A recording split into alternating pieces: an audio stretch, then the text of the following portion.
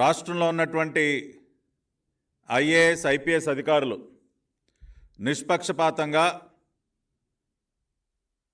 వ్యవహరిస్తూ రాష్ట్రంలో ఎన్నికలు సజావుగా జరగడానికి అన్ని రకాలైనటువంటి ఏర్పాట్లు జాగ్రత్తలు తీసుకోవాలని చెప్పి ప్రజలందరూ కూడా ఆశిస్తున్నటువంటి తరుణంలో ఇవాళ మన దురదృష్టం రాష్ట్రంలో కొంతమంది ఐఏఎస్ ఐపీఎస్ అధికారులు ఇంకా కూడా తాడేపల్లి ప్యాలెస్కి ఊడిగం చేస్తూ ప్రజలకి వ్యవస్థల పట్ల నమ్మకం సన్నగిల్లే విధంగా వ్యవహరిస్తున్నారు.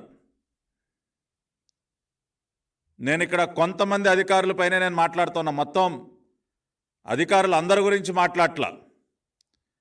ఇవాళ కొంతమంది ఐపీఎస్ అధికారులు జేపీఎస్ అధికారులుగా మారిపోయి ఇండియన్ పోలీస్ సర్వీస్ని కాస్త జగన్ పర్సనల్ సర్వీస్గా మార్చేసినటువంటి కొంతమంది అధికారుల వల్ల ఇవాళ రాష్ట్రంలో ప్రజలకి పోలీసు వ్యవస్థ పట్ల ఐఏఎస్ వ్యవస్థ పట్ల కూడా నమ్మకం సన్నగిల్లుతోంది. ఇటువంటి అధికారుల నేతృత్వంలో రాష్ట్రంలో ఎన్నికలు సజావుగా జరుగుతాయా లేదా అన్న ప్రశ్నలు ఉత్పన్నమవుతూ ఉన్నాయి.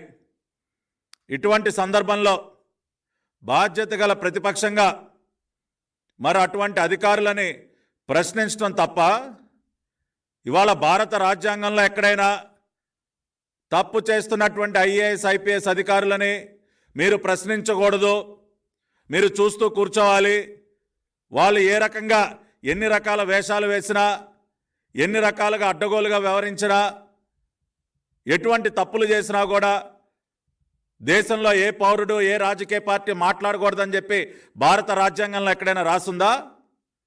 లేదంటే ఫోర్త్ ఎస్టేట్ అయినటువంటి మీడియా ఐఏఎస్ ఐపీఎస్ అధికారులని ప్రశ్నించకూడదు, వాళ్ళు చేసేటటువంటి తప్పులని ఎత్తి చూపకూడదని చెప్పి భారత రాజ్యాంగంలో ఎక్కడైనా రాసుందా? ఇవాళ ఐఏఎస్ ఐపీఎస్ అధికారులు కొంతమంది మాట్లాడుతూ ఉన్నారు, వెళ్ళి ఫిర్యాదులు ఇస్తూ ఉన్నారు. ఈరోజే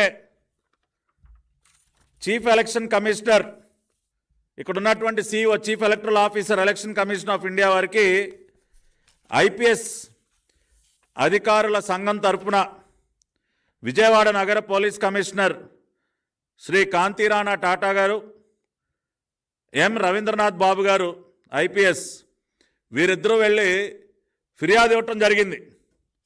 ఏంటండి ఆ ఫిర్యాదు?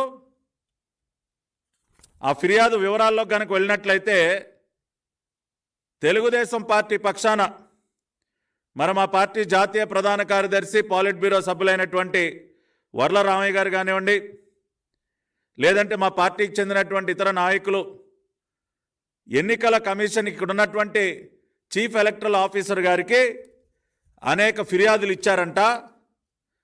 ఆ ఫిర్యాదుల్లో ఎటువంటి వాస్తవాలు లేవంట, అలా ఫిర్యాదులు ఇవ్వటం నేరం అంట.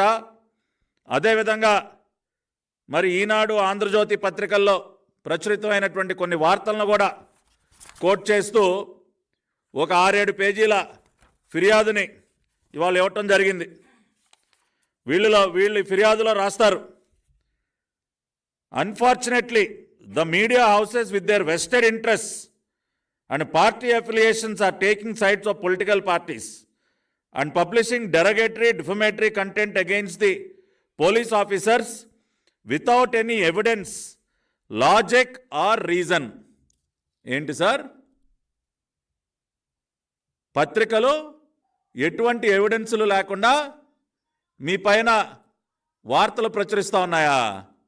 సరే, దాని గురించో మాట్లాడుకుందాం. ఇవాళ మీరు ఏదైతే రాశారో దాని గురించో మాట్లాడుకుందాం సార్. అదేవిధంగా మేము ఇచ్చినటువంటి ఫిర్యాదుల్లో కూడా ఎటువంటి ఆధారాలు లేవా? మీరు కోట్ చేశారు కదా, allegations reportedly made by leaders of TDP, Janasena and BJP dated 18/3/2024 against the DGP, additional DGP intelligence, IGP Guntur range and SP Palnadu district in connection with the program of the Honorable Prime Minister. మేము ఇచ్చినటువంటి ఫిర్యాదుని coat చేస్తూ media వాళ్ళు తప్పుడు రాతలు రాశారా?